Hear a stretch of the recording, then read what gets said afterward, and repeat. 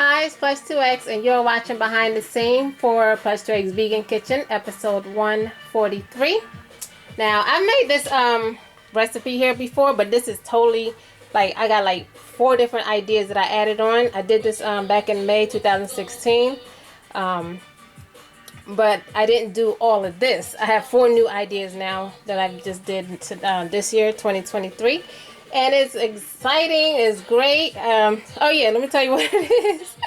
It's called moin. It's an African dish. You probably know it as a bean pie, bean cake.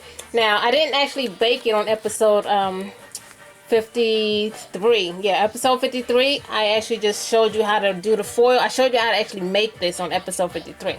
So yeah, I'm not going to show you how to make this time, but I'm just going to show you the new ideas that I got. Yeah, look at all of this. I did the traditional, and then I got like 4 more ideas. Yeah, I'm going to tell you the flavors. Stay tuned for this episode 153 on Plush2x Vegan Kitchen.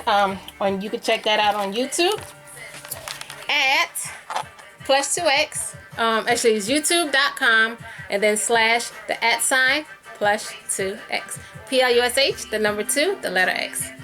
Have a nice day.